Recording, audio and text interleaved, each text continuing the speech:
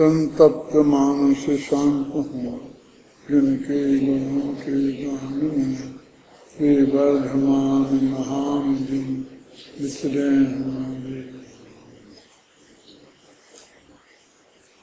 प्रवचनसार ज्ञान तत्व प्रज्ञापन सुखाधिकार गाथा नंबर 61-62 चलानी।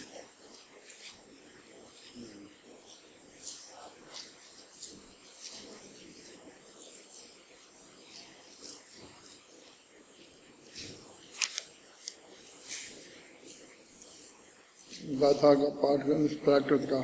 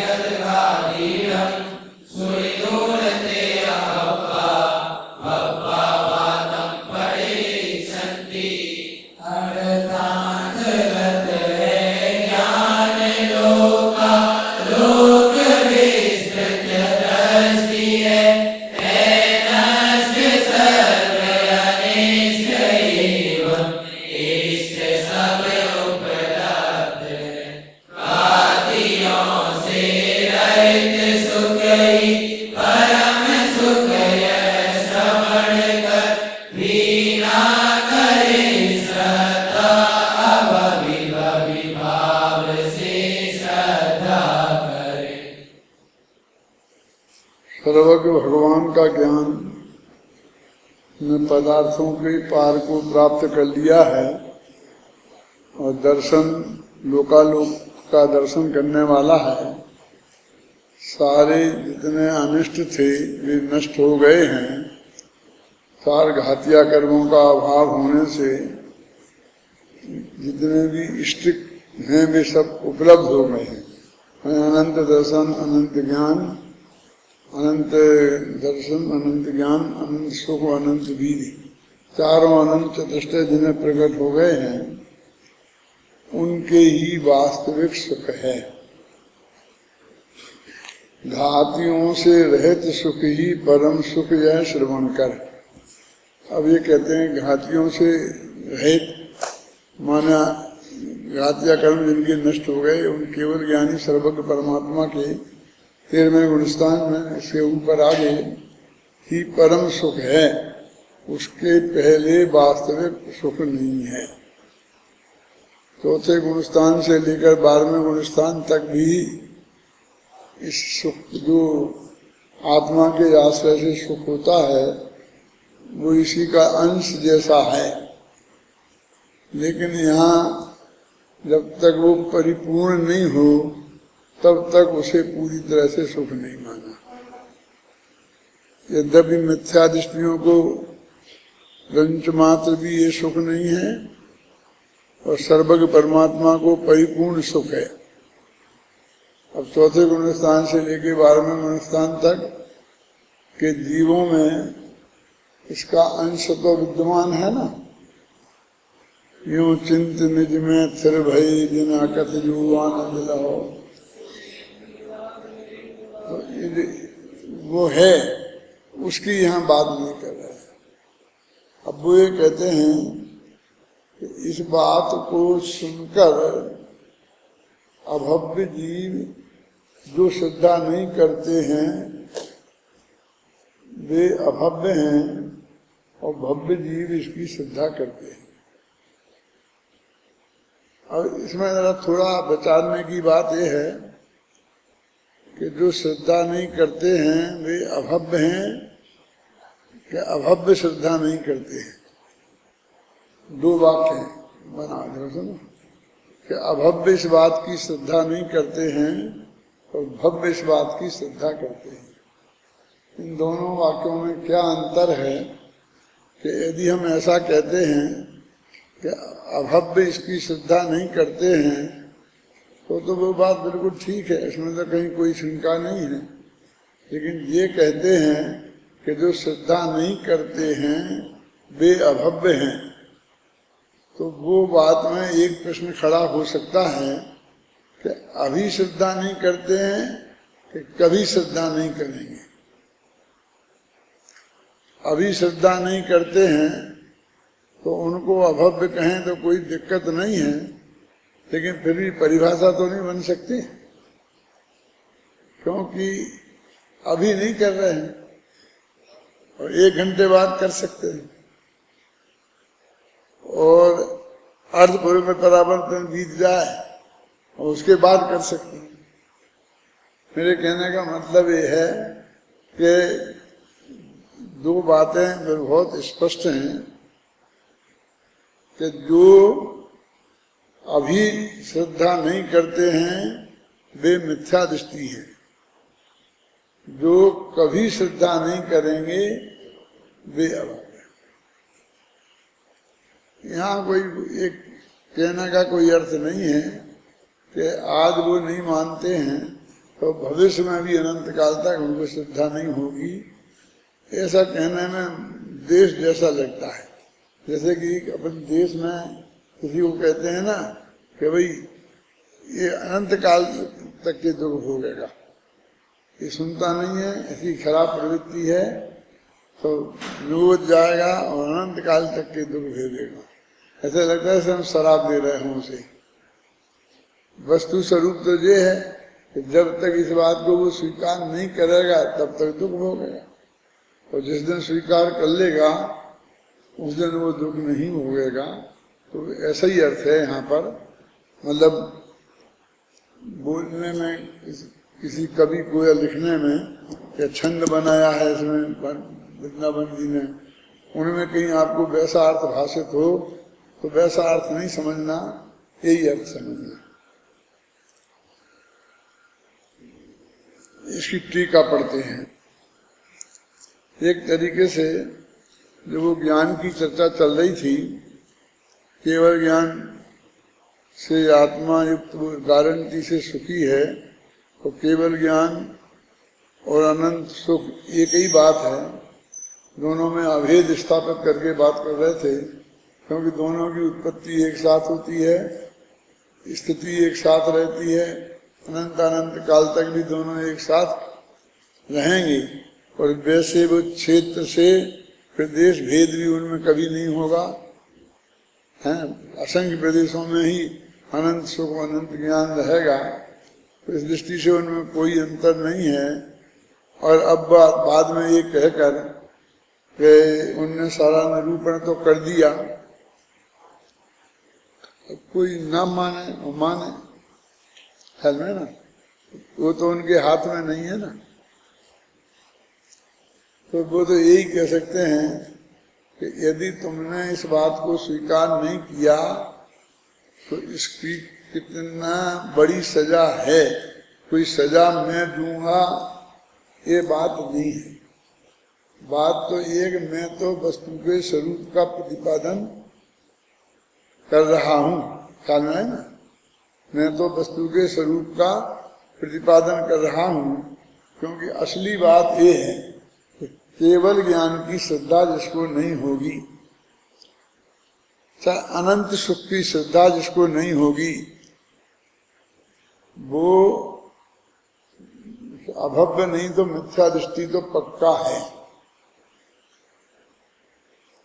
और यदि उसे आत्म कल्याण करना पड़ेगा तो ये एक ही रास्ता है, आज मानो काले मानो चाहे अनंत काल बाद मानना। एक बात ये बता रहे कि इसका कितना बड़ा लाभ है और इसके नहीं मानने से कितनी बड़ी हानि है, उसका वो अंदाज उन्होंने कराया है। कोई एक गाली नहीं दी हम कह के तुम्हें ऐसा नहीं हो, अभिशाप भी नहीं दिया कि तुम हमारी बात नहीं मानोगे तो बहुत दुख उठाओगे कि ऐसा होगा ऐसा। वो तो उन्होंने वस्तु के स्वरूप का प्रतिपादन किया है। स्वभाव प्रतिघात का अभाव ही सुख का कारण है। माने स्वभाव का प्रतिघात नहीं होना यही वास्तव में सुख है। और ज्ञानानंद तो भगवान आत्मा का स्वभाव है। तो यहाँ जो ज्ञान और सुख को जिस तरह अभेद बताया है, इन सब से मैं ये इस गीत का महत्व ख्याल में आता है। मैं ज्ञानानंद स्वभावी हूँ। इसमें मैं ज्ञाता दृष्टा आत्मराम वर्णी जी ने भी कहा, वो भी बहुत बढ़िया है, निंदा की बात नहीं है। लेकिन ज्ञान दर्शन, दर्शन तो सामान्य अवलोकन का नाम है, और ये तो आप जानते हो कि उसमें सम्यक और मिथ्या का भेद भी नहीं होता। कि सम्यक दर्शन और मिथ्या दर्शन का भेद नहीं होता। सम्यक दर्शन और मिथ्या दर्शन तो वो श्रद्धा गुण भी पर्याय है। कि दर्शन गुण भी पर्याय तो चक्षु दर्शन, अचक्षु दर्शन, अवधि दर्शन और केवल दर्शन है, तो उसमें सम्यक मिथ्या का भेद नहीं होता। और ज्ञाता दृष्टा आत्मराम कहने में तो दृष्टा में वो चीज आती है। और ये जो प्रवचन सार में ज्ञान और सुख का जोड़ा बताया है अनंत काल तक के लिए कि मैं ज्ञानानंद स्वभावी हूँ, तो कहते स्वभाव का प्रतिघात का अभाव ही सुख का कारण है। अब ये भाषा है, पर सीधी सच्ची की बात तो वही है कि सुख केवल ज्ञानी अनंत सुखी हैं, इतनी सी बात है। लेकिन जैसे बैंक में की इबारत होती है ना, जिसमें लिखा था इनको 10 करोड़ रुपया दिए, जिसके आधे 5 करोड़ होते हैं, और जिसके पाव इतने होते हैं, ऐसा लिखते हैं। अब तुमको हम कब पूछते हैं कि इसके आधे कितने होते हैं? क्योंकि वो 10 करोड़ में एक बिंदी बढ़ाकर, आप समझे ना, कोई गड़बड़ ना कर दे, एक बिंदी मिटाकर कम ना कर दे, तो इसलिए उसकी ऐसी भाषा अंक में अक्षरों में लिख लिख करके उसे पक्का करते हैं। आप समझे ना, तो उनकी भाषा ही है। ऐसे न्याय शास्त्र की ये भाषा है। स्वभाव का प्रतिघात का अभाव, अब एक प्रतिघात में अभाव है और फिर अभाव में अभाव है, और अभाव से अभाव कट जाता है तो सद्भाव हो जाता है। 1/10 और 10/100 में क्या अंतर है?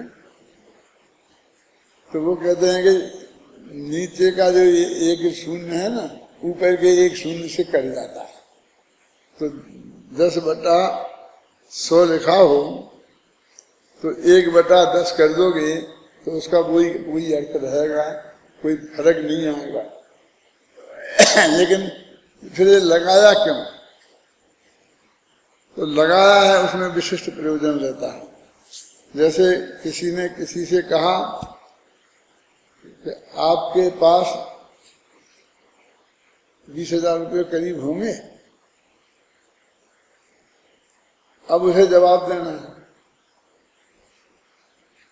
तो वो क्या कहता है, आप बताओ तो काय के लिए चाहिए, पैसे की क्या कमी? तो सीधी बात कहते ना है, इतने में उत्तर हो सकता है ना। उसने पूछा कि आपके पास 20,000 रुपया हैं क्या? आप कह सकते हैं या नहीं, बस। लेकिन वो ऐसा नहीं बोल के ऐसा बोलता है कि पैसों की क्या कमी, बोल तो किस बात के लिए चाहिए। इसका अर्थ ये है कि वो ऐसा कह के कि पैसे हैं, फिर अभी हाल तू कहेगा कि मुझे चाहिए, दे दे। और यदि तूने जो काम बताया वो ऐसा नहीं हुआ कि मुझे जाके दाव लगाना है, क्योंकि वहां पर यदि मैं 20,000 का दाव लगाऊंगा तो 2 करोड़ रुपया मुझे मिल जाएंगे। तो वो कहता दाव लगाने के लिए तो मैं तेरे को नहीं दूंगा। फिर समझाएगा कि ये दाव लगाने का धंधा तुम छोड़, और तुम बहुत जरूरी बताएगा कि इलाज कराना है, बच्चे की फीस भरना है, तो वो दे देगा। माने वो देना तो उसे है तुम्हें, लेकिन ये समझ के देना है कि तुम किस काम में उस पैसे का उपयोग करोगे। तो ये बात वो पहले जानना चाहता है, इसलिए कहता किस लिए चाहिए बोल। तो वो तू ये बता तेरे पास है कि नहीं है। तो वो कहता है पैसे की क्या कमी। अब इतना हाँ है कहने में वो पैसे की क्या कमी कहने में इतना रास्ता है कि जब वो नहीं देने लायक बात होगी तो मैं कहूँगा कि बैंक में पड़े हैं, आज तो संडे है, रक्षाबंधन है, कल संडे है, तो बैंक खुलेगा परसों, तब सोचूंगा। तुम बोल, मेरा मतलब अभी वो तत्काल नहीं मान सकता, वो टाल सकता है कि पैसे की व्यवस्था कहीं नहीं होंगे मेरे पास तो कहीं से लाके भी दिए जा सकते, कोशिश करेंगे क्या। और यदि वो ये कह देता कि हैं और नहीं है कह देता है तो फिर उसे देना है, क्योंकि उसको इतना जरूरी काम है कि उसे देना ही है, कहीं से भी लाके देना है तो है तो वो दे देगा। तो जैसे कुछ विशिष्ट प्रयोजन है ऐसे ही वो उसमें कोई दाव पेंच नहीं निकल जाए तो उसको कहते केवल क्या स्वभाव प्रतिघात का अभाव ही सुख का कारण है। अब वो कहते स्वभाव ही सुख का कारण क्यों नहीं कहते? अभी तो तुमने कही था ना, प्रतिघात माने भी अभाव होता है और अभाव माने भी अभाव है, तो इनको दोनों को हटा दो तो फिर स्वभाव ही सुख का कारण है, यही हुआ ना। तो ऐसे लिख दो स्वभाव ही सुख का कारण है?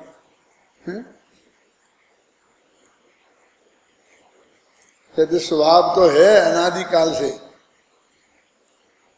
सारे लोकालोक को जानना ही इसका ज्ञान का स्वभाव है, पर अनादिकाल से जान नहीं रहा है ना, तो कहते स्वभाव का प्रतिघात विद्यमान है, और प्रतिघात माने वही घातिया कर्म। तो स्वभाव प्रतिघात का अभाव ही सुख का कारण है।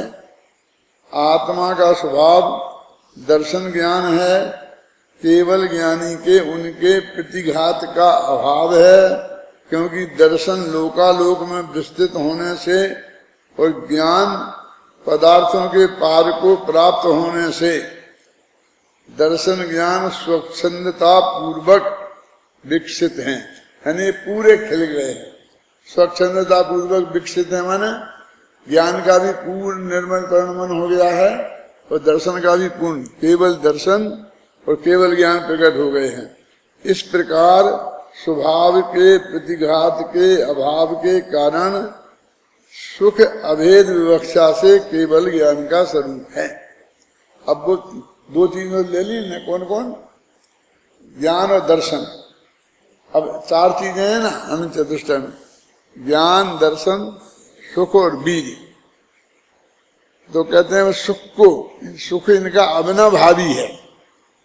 जिसके ज्ञान और दर्शन में प्रतिघात का अभाव होगा तो उसके गारंटी से सुख में प्रतिघात का अभाव होगा, सुख के प्रतिघात का भी अभाव होगा। वास्तव में सुख में जो विरोधी माना जाता है वो कौन सा कर्म है? मोहिनी है। पर मोहिनी ज्ञान दर्शन के, ज्ञानावरण दर्शनावरण के पहले एक समय पहले ही नष्ट हो जाता है। कहाँ लिखा बताओ? मोह क्षयात ज्ञान दर्शनावरण क्षयाच केवलम। क्या अर्थ है इसका? मोह के क्षय से और ज्ञानावरण दर्शनावरण और अंतराय के क्षय से केवल ज्ञान होता है। तो वहां प्रश्न किया कि चारों का एक साथ क्यों नहीं कह दिया कि मोह ज्ञान दर्शन और वीर इन अंतराय कर्म इनके क्षय से, ऐसा मोह क्षयात पहले अलग किया और ज्ञान दर्शन के बाद में अलग किया। इसका कारण क्या है? तो उन्होंने कहा वो एक समय पहले होता है। फिर ये बताने के लिए कि मोह के क्षय हो जाने पर ज्ञानावरण दर्शनावरण कर्म का क्षय हो गया और उससे फिर घातिया कर्म का अभाव। तत्वा सूत्र का सूत्र है ना, उसमें ये बात है। पढ़ा तो होगा, सर्वा सिद्धि पढ़ ली? सर्वा सिद्धि नहीं तो है कोर्स में, अब आएगी फाइनल में। तुम सेकंड ईयर के नहीं हो, इस साल हो। अच्छा,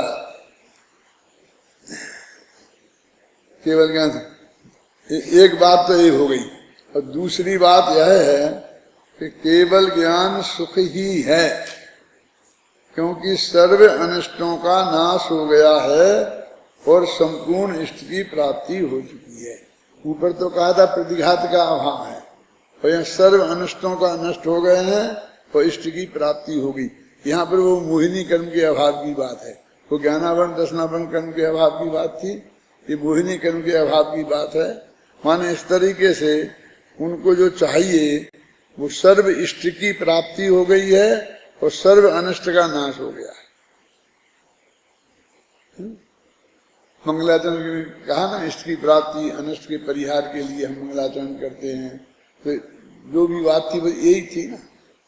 देखो जैन दर्शन में सर्वोत्कृष्ट जब भी मंगलाचरण करते हैं ना, तो इसको अनिष्ट के नाश और इष्ट की प्राप्ति की बात करें तो कहीं कोई निषेध नहीं करता।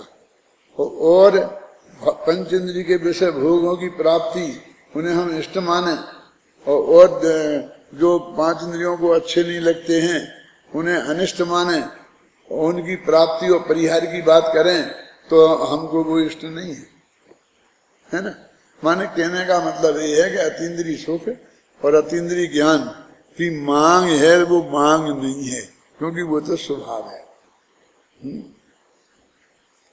केवल ज्ञान की अवस्था में सुख प्राप्ति के विरोधी और दुखों के साधनभूत अज्ञान का संपूर्णतया नाश और सुख के साधनभूत पूर्ण ज्ञान का उत्पाद इस बात को प्रमाणित करते हैं कि केवल ज्ञान सुख स्वरूप ही है। अधिक विस्तार से क्या लाभ। अपन को भी लगता है कि भाई ये इतना तो कह लिया, हमें सब ख्याल में आ गई ना बात, फिर भी बार बार आचार्य उस बात को कह रहे हैं ना, तो हमको भी ये लगता है कि भाई घात्या कर्म का अभाव हो गया है, वे अनिष्ट हैं, ये नहीं है, और केवल ज्ञान हो तो अनंत सुख होता है। वो सब अपने ये बातें अपने लिए अपरिचित तो नहीं रही ना। पहले भी ऐसा नहीं कि प्रवचन सार की एक गाथा पढ़ी तभी अपन को ये पता चला हो, पहले से भी अपन को पता तो है, लेकिन कोई भी प्रकरण को जब स्पष्ट करते हैं तो उसे पूरी तरीके से स्पष्ट करना आचार्य समझते हैं कि हमारी ड्यूटी है। इसलिए उन्होंने कह दिया कि केवल ज्ञान सुख स्वरूप ही है, अधिक विस्तार से क्या लाभ। माने केवल ज्ञान में और अनंत सुख में अभेद स्थापित किया। हमने केवल ज्ञान की तुमको बात बता दी तो अनंत सुख की बात भी उसमें हो ही गई, क्योंकि केवल ज्ञान की प्राप्ति होगी तो अनंत सुख की प्राप्ति होगी ही। अभी आप ये देखो कि केवल ज्ञान का स्वरूप हमारी समझ में नहीं आएगा तो इस अतीन्द्रिय सुख का स्वरूप भी हमारी समझ में नहीं आएगा। तब तक हम जो इंद्रिय सुख है, जो वास्तव में सुख नहीं है, अब जिसकी चर्चा अगली गाथा से शुरू होगी, उसको ही हम सुख मान के बैठेंगे क्या? इन दोनों की प्राप्ति एक साथ ही होती है। और एक बात ये भी है, इन दोनों की उपलब्धि चौथे गुण स्थान से हो जाती है। अब ये तो हम 13वें गुण स्थान की बात कर रहे हैं, तो चौथे गुण स्थान से 12वें गुण स्थान तक तो इतनी उपेक्षा क्यों? कि उपेक्षा कहाँ कर रहा है? अभी कह रहे ना कि इसकी जो श्रद्धा करेगा वो भव्य है। अरे वे तो उसको तो मिथ्या दृष्टि नहीं, अभव्य तक कह रहे है ना, आप समझिए ना, वे तो मिथ्या दृष्टि नहीं अभव्य तक कह रहे हैं। वो ये कह रहे हैं कि सर्वज्ञता का निर्णय करना बस यही सबसे बड़ा काम है, और अतीन्द्रिय सुख का स्वाद भी तुम्हें तभी आएगा, सम्यक ज्ञान भी तभी होगा, अतीन्द्रिय सुख का स्वाद भी तभी आएगा। तो जब तक सम्यक ज्ञान और अतीन्द्रिय सुख का साथ नहीं हो तब तक सम्यक दर्शन नहीं होगा। वो अलग बात है कि सम्यक दर्शन के कारण सम्यक ज्ञान को कार्य कहा है, लेकिन दोनों की उत्पत्ति तो एक समय में ही होती है ना। पर हमारा तो जो प्रयत्न होगा वो ज्ञान के क्षेत्र में होगा ना, श्रद्धा के क्षेत्र में हमें क्या करना है? खुद ज्ञान सम्यक हुआ तो श्रद्धा सम्यक हो जाएगी। कहा ये जाएगा कि श्रद्धा सम्यक हुई इसलिए ज्ञान सम्यक हुआ। लेकिन हमको तो प्रैक्टिकल तो हमको क्या देखना है वो तो हमें समझ में आएगा ना। हम क्या सब श्रद्धा कहोगे तो ज्ञान सम्यक हो जाएगा, हम श्रद्धा में कोशिश करें, श्रद्धा में कोशिश चलती नहीं। छोटामल जी ने मोक्षमा पे कहा था, एक जगह लिख दिया कि ज्ञान पूर्वक से जब जानोगे नहीं तो श्रद्धा किस बात की करोगे, लिखा ना। इसलिए हम ज्ञान की बात करते हैं। तात्पर्य इतना है कि ये सर्वज्ञता का स्वरूप इतना अधिक महत्वपूर्ण है तो उसके बिना जैन धर्म की बात शुरू नहीं होती। क्योंकि हमारे पास जो भी उपलब्ध है धर्म के नाम पर वो सब सर्वज्ञ भगवान का कहा हुआ है। सर्वज्ञ भगवान के ज्ञान के बिना एक भी बात हम सिद्ध नहीं कर सकते। 99% जो ज्ञान है वो आगम के आधार पर है, और जो इंद्रियों से हो सकता है तो वो हमारे काम का नहीं है। कि जिसको हमें जानना है वो चीज इंद्रियों से जानने में आती नहीं है, और वो तो सारे जगत की जैसी है वैसी हमारे पास है। हमसे वो सारे जगत में उसमें कोई अंतर नहीं है। यानी जैनी होने के लिए सर्वज्ञता की कितनी बड़ी आवश्यकता है, और आज सारे लोग उसकी उतनी उपेक्षा हो रही है। मतलब सर्वज्ञता का निर्णय करने के लिए कहीं कोई विशेष प्रयास नहीं है। हमारे समय में तो था, माना हमको तो न्याय प्रथमा, न्याय मध्यमा, न्याय तीर्थ सब में सर्वज्ञ सिद्धि पढ़ाई गई थी।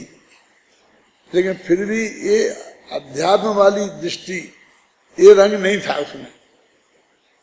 लेकिन कम से कम एक विषय तो था। अब तो विषय भी गायब है। अभी तुम्हारे शास्त्री के कोर्स में है कोई इतना ज्यादा कुछ? क्या है तो सर्वज्ञता जिसमें आती हो तो पढ़ाई जाती हो, तुम्हारे कोर्स में क्या है? प्रमेय रत्नमाला है। आप परीक्षा वगैरह भी होगी ना। तो मेरे कहने का सर्वज्ञता आप परीक्षा में तो होगी ना। जो सर्वज्ञ वितरागी हो, वो हितोपदेशी हो, उसे हम भगवान कहते हैं, उसे आप्त कहते हैं। आप्ते ने वो छिन्न दोषे ने,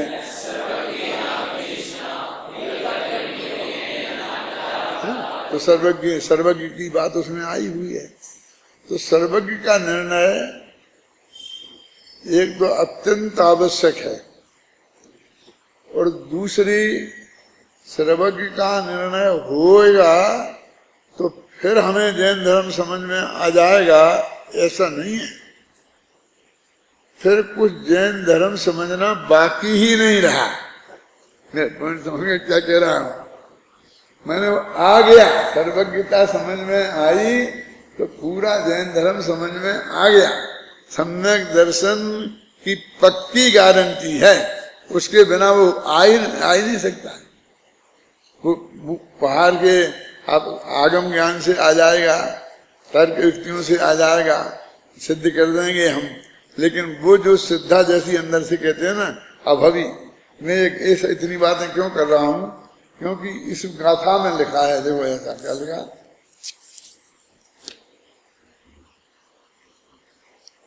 जो सद्य हंति सौख्यम सुहेशु परमम विगत घादीणम सुन ते अभव्या भव्या वा तुम परिच्छन्ति।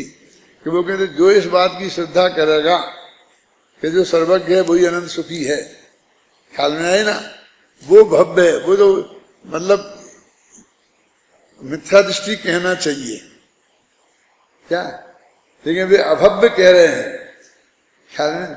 तो वे मतलब ये है कि आपको ये ज्ञान कराना चाहते हैं कि हमारी भव्य माने पात्रता ही इससे सिद्ध होती है।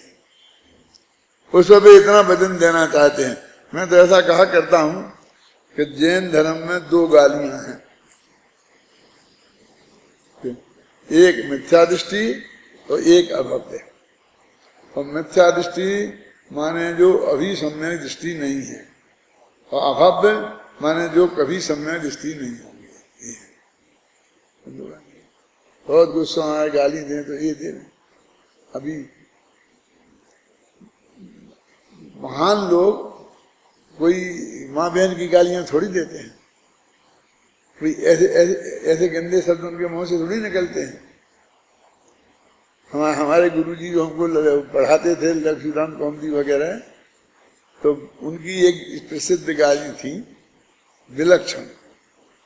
कैसा विलक्षण है, वे कुलक्षण नहीं कहते थे। आप सुना, विशेष तेरे लक्षण जैसे शिष्य के होना चाहिए वैसे नहीं हैं, उनसे कुछ अलग हटके हैं। यानी उनके मुंह से सबसे बड़ी गाड़ी विलक्षण निकलती थी, है ना। समझो विलक्षण उन्होंने कह दिया तो बहुत नाराज हैं वो। ऐसा नहीं है कि हमारा काम नहीं चलेगा, आखिर हमको यही तो प्रकट करना है कि हम तुमसे बहुत असंतुष्ट हैं। तो हम जिस भी शब्द से अपने से असंतुष्ट को हम प्रकट करेंगे, ख्याल में आई ना, धीरे धीरे लोग समझने लग जाएंगे कि ये कहा तो ये है, हमको इतनी ज्यादा अपनी जबान खराब करने की क्या जरूरत है ना।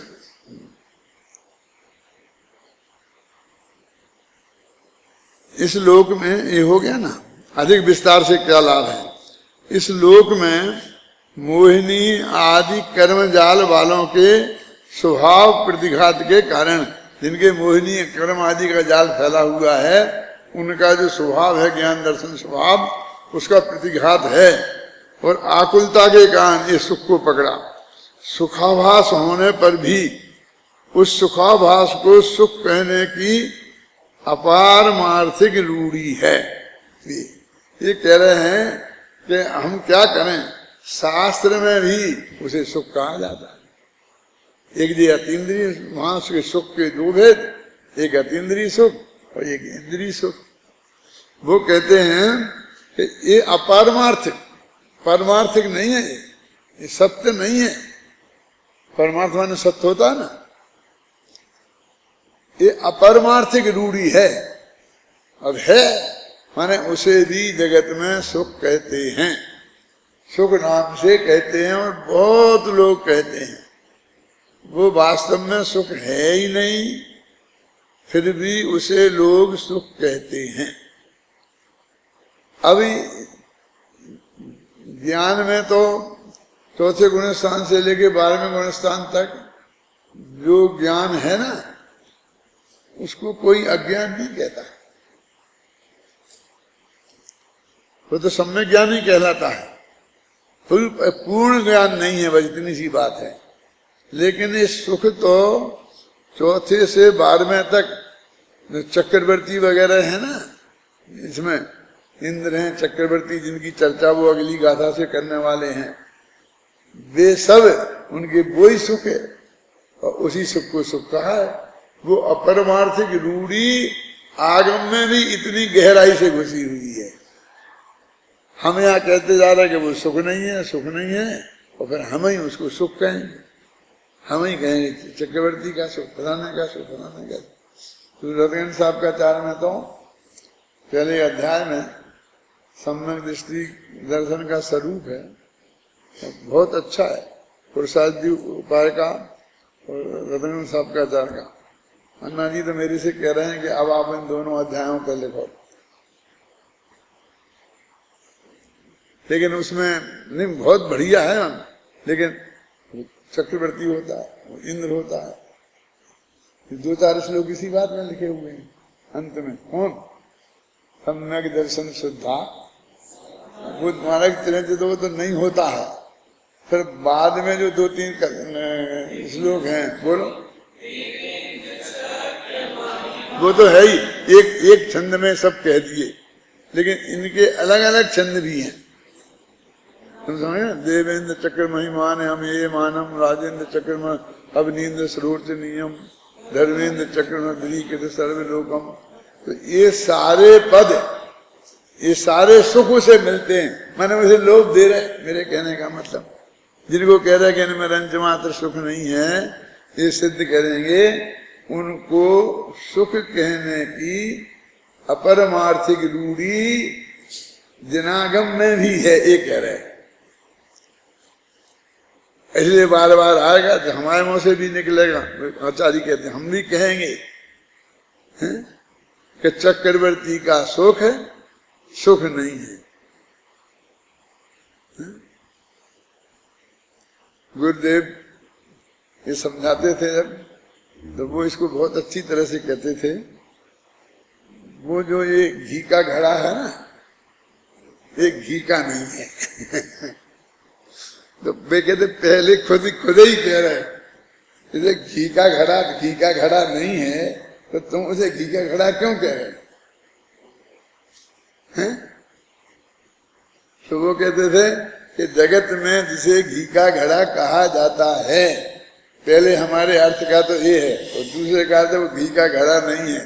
तो पहली लाइन में तो हमने व्यवहार की स्थापना की और दूसरी लाइन में हमने व्यवहार का खंडन करके परमार्थ की स्थापना की। ये जो प्रवचन साल में आएगा चरणानी योग सूचक चूलिका में, तो उसमें ये लिखा है ना कि हे पिता तुम मेरे पिता नहीं हो। तो तुम पिता नहीं हो तो पिता क्यों कह रहे? हे माता, तुम्हें माता कह के संबोधन क्यों कर रहे हो? तो कहते पहले तो वो हमने व्यवहार दिखाया है एक ही वाक्य में, उसी में वाक्य में कि तुम मेरे माता पिता नहीं हो। तो अब अपन लोग कहते हैं, अपन तो ये तो कहेंगे, ये तो कहते जाएंगे क्या तुम हो मेरे माता पिता, तुमने हमारा बहुत उपकार किया है और तुम्हें छोड़ के किसी कीमत पर नहीं जाना चाहिए, लेकिन अब मैं जा रहा हूँ, मैं जैसे बहुत गलती कर रहा हूँ। वो तो वहाँ इतना कहने के बाद ये मानते ही नहीं हो कि तुमने कुछ किया है। तुम मेरे पिता ही नहीं मानते हुए पिता के नाते जो किया है उसको मानने का सवाल क्या है? और मैं अपने असली उस पिता के पास जा रहा हूँ जो मेरा असली पिता है, मतलब मैं अपने आत्मा के पास जा रहा हूँ। तो ऐसी भाषा व्यवहार की, इसको सुख भी कहेंगे और उसको भी ज्ञान कहेंगे। वो बहुत ज्ञानी धर्मात्मा है, पंडित है, विद्वान है, ये सब बोलते हैं। आचार्यों को अपन बोल रहे हैं ना, आचार्य भी तो सब उसी श्रेणी में है ना, सर्वज्ञ तो कोई नहीं है ना। अभी अपनी समस्या सर्वज्ञ होने की नहीं है, अपनी समस्या तो सर्वज्ञता का स्वरूप समझने की है और सर्वज्ञता पर विश्वास होने की है। अब उस पर विश्वास होने की बात सामान्य रूप से हम अपनी 8 वर्ष की उम्र से सुनते आ रहे अपने गुरुओं के मुख से, और वे उसकी स्थापना करते आ रहे हैं। लेकिन वे ही गुरु लोग जब ये बात हुई कि भविष्य की भी जान लेंगे और जान लेंगे तो भविष्य नक्की है और नक्की है तो सारा 3 काल की जब बातें नक्की हैं, सुनिश्चित हैं, जब ये मुद्दा आया तो नहीं, ये नहीं हो सकता। ये जो इतनी बात दब गई है और अपन इतने अल्प हैं, वो इतने विशाल बहुमत है उनका, वो बड़े प्रभावशाली लोग हैं, लाखों लोगों को इकट्ठा कर सकते हैं, फिर भी इसके विरुद्ध है, क्यों नहीं हमको कुछ कहते हैं? मेरा मतलब समझे ना, मैं क्या कहना चाहता हूं।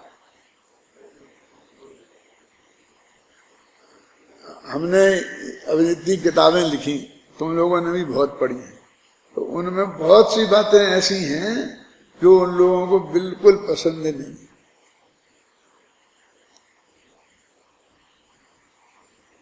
जब यहाँ से कुंद कुंद शतक लिखा गया था और उसे छप गया था, तो यहाँ से हम सारे देश में उसका एक माहौल बना था।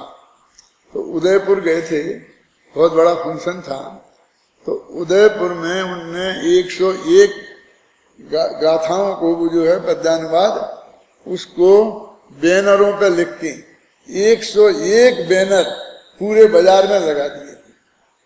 1-1.5 किलोमीटर का जुलूस निकलना था, तो 1-1.5 किलोमीटर में पहली गाथा से लेकर के और अंतिम गाथा तक ऐसी बाजार में लगा दी। फिर जुलूस निकला तो बस बेज छंद बोलते जाए, बोलते बोलते सब लड़के खूब गा रहे, सबको याद थे, सारे कंठस्थ याद थे और बोलते जाके निकल रहे थे। वहां एक माताजी थी,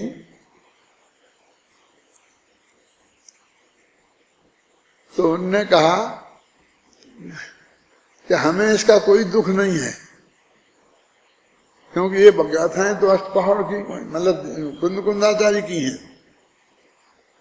और उनने तो कहा है, लेकिन ये 10-10 8-10 वर्ष के छोकरे और बीच बाजार में वे गाथाएं गाते जाते हैं कि जो नारियों से मोहे करते नारियों से और श्रवण नहीं करिए, बोलो 2-4 गाथाएं है ना, है याद क्या नहीं है?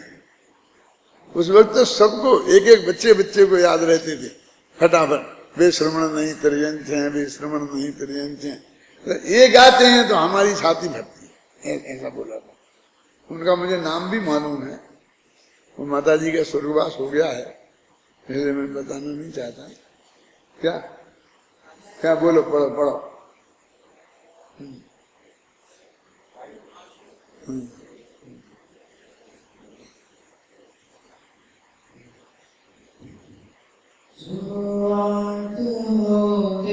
जोड़ते रखते रखाते यत से वे पाप मोहित मती है, वे श्रवण नहीं तेरे अंजन राग करते नारियों से दूसरों को दोष दे सदनान दर्शन रहते वे श्रवण नहीं तेरे अंजन श्रावकों में शिष्यगण में नेह रखते श्रवण जो हीन विनयाचार से वे श्रवण नहीं तेरे अंजन। अब ये गाथाएं हैं, ये कुंद की गाथाएं हैं, वो बहुत स्पष्ट लिखी हैं, ना तो इन्हें कुंद की गाथाओं से कोई इनकार कर सकता है। तब जब भी लिखी थी ना, तब भी कुछ लोगों ने मेरे से कहा था, खासकर यहाँ एक मिनिस्टर साहब थे त्रिलोक चंद जैन, वे मेरे बहुत अच्छे मित्र थे, और वो यहाँ टोंग गया, तो वो प्रद्युम्न ने कहा कि ये आप क्यों ये हटा दो, क्यों हटा दें, इस शास्त्र में कुंद ने लिखी है, कुंद की गाथाएं हैं, आए तो हम विचार तो कर रहे हैं कि दबे देखें। तो बोले सिलेक्ट तो आप कर रहे हैं ना, 2000 गाथाओं में चुनने का काम तो आप कर रहे हैं ना, इसलिए आप तो बच नहीं सकते। तो मैंने कहा भाई जब कुंद शतक बना रहे हैं तो लेकिन हमको बहुत ही डर था, हम बहुत तैयारी के समझ के अभी बहुत उपद्रव होगा और हमारे ऊपर प्राण घातक हमले भी हो सकते हैं, ऐसा सोच के छपाए थे, लेकिन कुछ नहीं हुआ सारे देश में। ये कुंद की ताकत थी। क्यों? क्योंकि यदि कोई कुछ भी उसमें करता है ना, तो वो बात और इलाज होगी कि कुंद ने कहा कि नहीं कहा, वो देख लो।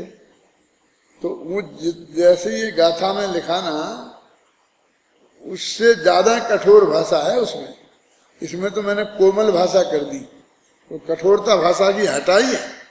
आप देखेंगे कि मूल गाथा को देखेंगे, उसका अर्थ जो पहले लिखेंगे, जयचंद जी छावड़ा वगैरह ने यहाँ से लिखा है, तो इससे बहुत ये है, लेकिन उतनी बात मतलब वो चलती थी, ऐसी सर्वज्ञता, ऐसी क्रमबद्ध पर्याय, ये अपने सिद्धांत इतने मजबूत हैं, इसके पीछे समझ लो हमारी पूरी दिगंबर परंपरा, श्वेतांबर परंपरा, सब हमारी जैन परंपरा, तीर्थंकरों की परंपरा है, और उनसे कोई इनकार नहीं कर सकता।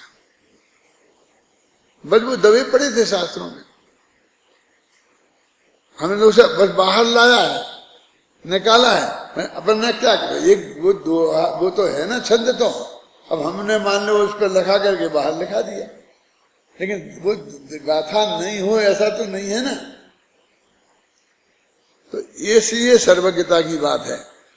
मेरे मन में ये बात बहुत है कि सर्वज्ञता, क्रमबद्ध पर्याय, इनकी चर्चा बंद हो गई है, मुझे दुख है। चर्चा चलना चाहिए, चर्चा चलना चाहिए, मैंने इसे विरोध में भी लेके लिखे जाए, फिर समर्थन में लिखे जाए, तो लोग चिंतन तो चले, लोग पढ़ें तो इसके लिए क्या। यदि सामने वाले कोई विरोध में लेख नहीं लिखते हैं तो अपन ही लिखें। जैसे अपन यहाँ बात करते हैं ना, तो बात अपन करते हो तो जो तुम बोल रहे हो तुम उसी पक्ष के हो ऐसा थोड़ी है। लेकिन जो पक्ष तुम्हें दिया जाता है अपनी बुद्धि से, तर्क युक्ति से लगा करके उसे सिद्ध करने की कोशिश करते हो ना, माने वो हमारा विषय चर्चित कैसे रहे, चर्चित कैसे हो। अभी देखिए जो आ गई समाधि मरण की बात, अब अपन ने तो कुछ नहीं किया ऐसे हैं, और वो एकदम चर्चित हो गई। अब अभी क्या है, हर एक आदमी समझना चाहता है। ये अपनी किताब गई है ना, 20 जगह से मेरे पास लिखा हुआ है, उसने आप पूरी पढ़ ली, पूरी कोई ने 3 दफा पढ़ ली। जो आदमी कभी कोई पढ़ता ही नहीं था, यानी आज तक इतनी किताबें गई, लेकिन वही आदमियों ने हमसे ये नहीं कहा कि हमने इस किताब को पढ़ ली। भोपाल के ऐसे लोग तुम बता रहे थे जिनके नाम, उनने कोई किताब पूरी पढ़ी होगी ऐसा नहीं, यही किताब पहली दफे पूरी पढ़ी, हो सकता है अंतिम दफे भी यही पढ़ी। मैंने इसके लिए भी ऐसा वातावरण बनना जरूरी है ना। मेरे कहने का मतलब ये है। अब बात ऐसी आई कि उसकी वजह से कुछ आफत अपने पे आ सकती है, तो आ जाएगी, भोगेंगे, माफी मांग के निकल जाएंगे। अपन माफी काहे को मांगेंगे, यदि निकलते हैं शांति से तो निकल जाएंगे, हमें क्या करना है, कौन सी बड़ी बात है। मेरा मतलब ये है कि चर्चा का विषय तो बने सर्वज्ञता, कि भाई सर्वज्ञता के बिना तुम सच्चे भगवान के पुजारी ही नहीं हो। तुम सर्वज्ञ नहीं मानते हो यदि इनको, तो तुम सच्चे भगवान के ही स्वरूप नहीं समझते हो। तुम्हें मंदिर बनाने का अधिकार नहीं है, तुम्हें पूजा करने का अधिकार नहीं है। बोले वो कह दो क्यों नहीं है कि सर्वज्ञता को समझो, उनका स्वरूप सर्वज्ञता है। तो सच्चे देव को नहीं पहचानोगे तो क्या तुम्हारा अधिकार कहलाया, ख्याल नहीं ना। वे छोड़ेंगे नहीं, और ना अपन ये चाहते हैं कि वे पूजा बंद कर दे रहे हैं। अपन थोड़ी ये चाहते हैं कि वे पूजा बंद कर दे रहे हैं, अपन तो उन्हें उकसाते हैं कि इसके लिए वे समझने को तैयार हैं, इस पर चर्चा चले, इस पर बात चले कि ये ऐसा कहते हैं ऐसा कहते हैं। आज तक तो किसी ने नहीं कहा। देखो शिक्षक विधान कराओ तो उसके बीच में जो सर्वज्ञता की बात आए तो पूरा व्याख्यान उस पर करो, बाकी आगे पीछे की लाइनों को उड़ा दो, कोई ऐसी बात नहीं है, समझे ना। तो ये जो महत्वपूर्ण विषय हैं कि जिन्हें समझे बिना सचमुच ही जैन धर्म का आरंभ नहीं होता, और ये इतने महत्वपूर्ण हैं कि इन्हें समझ लेने के बाद फिर और समझना बाकी नहीं रह जाता है। कई दफे मेरे मुंह से ये बात निकल गई बार बार, क्या तो ये सर्वज्ञता का स्वरूप समझना चाहिए हैं। और अभी मैं तुमको कहता हूं, पहले से ही तुम ये मत कहो कि यदि सर्वज्ञता को तुम मानोगे तो तुम्हें क्रमबद्ध पर्याय माननी पड़ेगी। पहले उसे सर्वज्ञता को समझने की जिज्ञासा तो जगने दो, उस कारण से वो विचार तो करे, वो 10-5 पेज तो पढ़े, देखे तो सर्वज्ञता क्या है ना। फिर उसमें से जब आएगा बाद में तब देखा जाएगा। अभी तो वो 0 से स्टार्ट ही नहीं करता है, वो हमारा सब्जेक्ट ही नहीं है। हमारे पूर्वजों ने तो कोई कमी नहीं रखी, बालबोध पाठमालाएं बनाई थी ना, जो अपन ने लिखी वो नहीं, उसके पहले भी जो लिखी थी दादा, उनमें भी उनने सर्वज्ञ विद्रागी हितोपदेशी और सर्वज्ञ हो वो भगवान है। साबकाचार में भी लिखा, खेड़ाला में भी, मेरा मतलब ये सब लिखा था, वो उनने अपनी कसर नहीं छोड़ी, जिनसे जितना बना वो सब चीज उसमें विद्यमान है और इतना असर पड़ता है। आप समय सार की गाथा निकाल के बताओ तो बिल्कुल मुर्दा से बैठे रहेंगे, और पूजन की एक पंक्ति में से निकाल के बता दो क्या तो एकदम सतर्क हो गए, सुन जाएंगे। पुण्य पाप अधिकार पूरा पड़ जाओ, कोई फायदा नहीं होगा।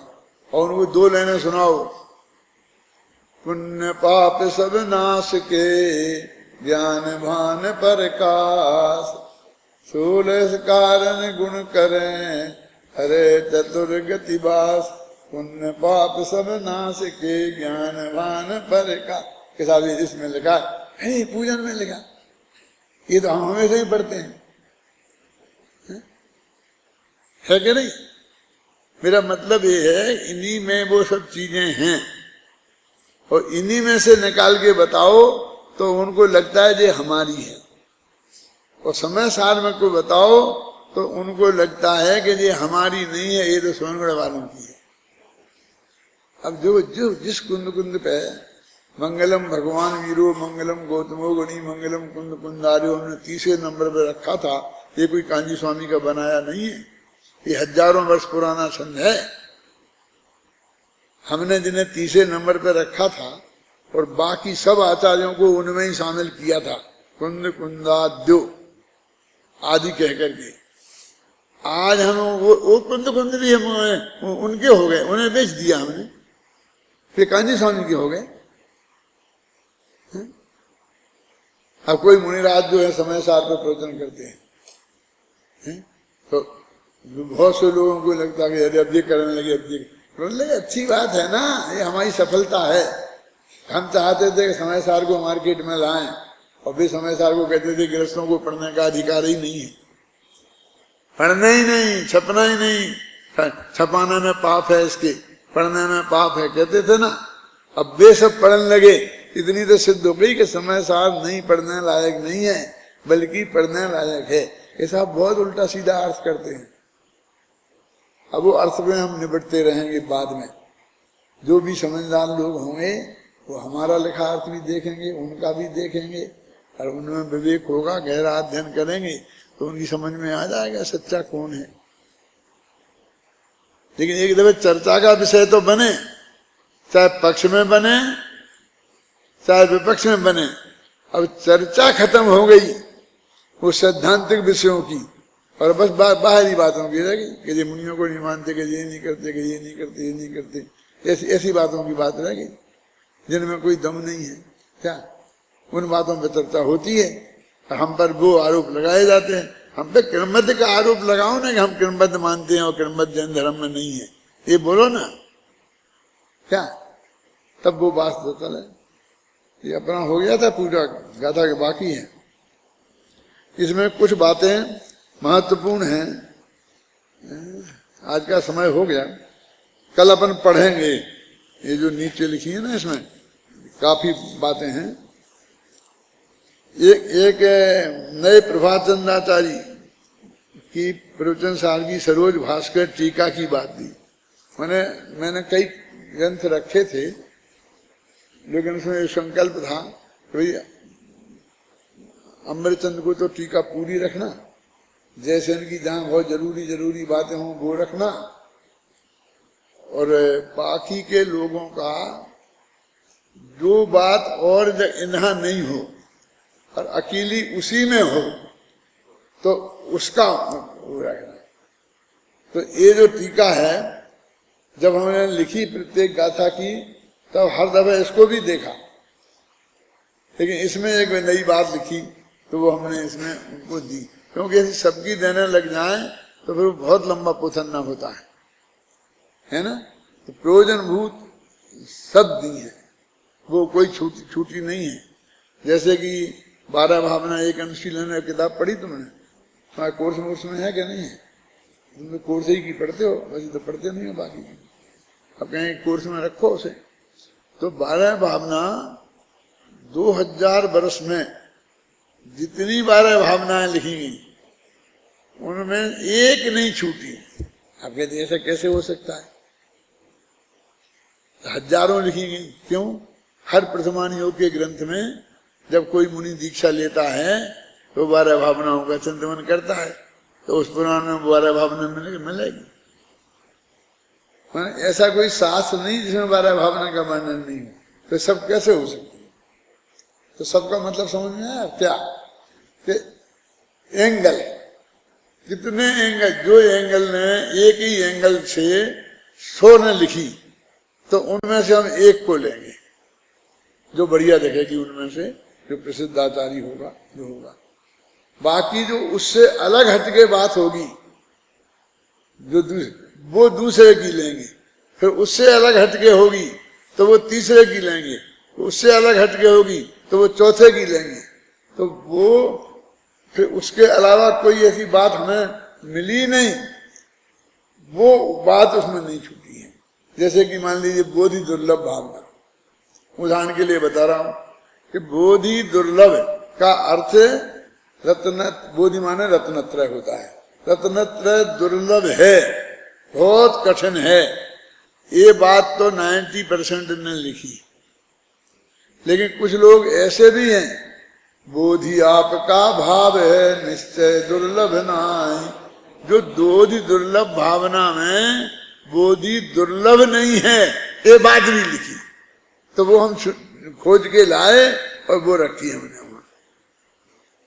आप समझे ना? उससे उल्टी भी लिखी। फिर अनित्य भावना में रोया तो सबने है, मर जाएंगे मर जाएंगे मर जाएंगे, मौत आ जाएगी, है ना? लेकिन कोई ये कहता है कि जब अनित्यता वस्तु धर्म तो क्यों कर दुख कर हो सकती, और जब ही स्वभाव दुखमयी हो तो सुखमयी कौन सी हो सकती। जब अनित्यता वस्तु का स्वभाव है कि नहीं, तो दुखमयी कैसे हो सकती? और वो सुखमयी है, इसको अनेक युक्तियों से सिद्ध किया। तो ऐसा कोई एंगल नहीं है जो 2000 वर्ष में आया हो और उसमें नहीं आया हो। तो आप कितनी बड़ी उपलब्धि कर लेते हैं।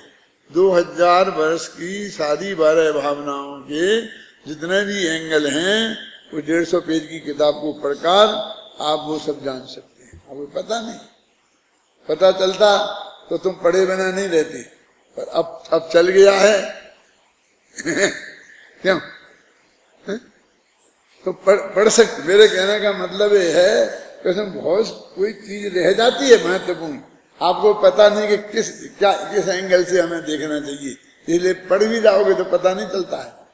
लेकिन जब इस एंगल से देखोगे तो आपको वो उसकी महिमा ख्याल में आएगी कि अब इतना हमने कितना अध्ययन हमें नहीं करना पड़ा, और ये ज्ञान हमको यहाँ पर मुफ्त में ही मिल गया।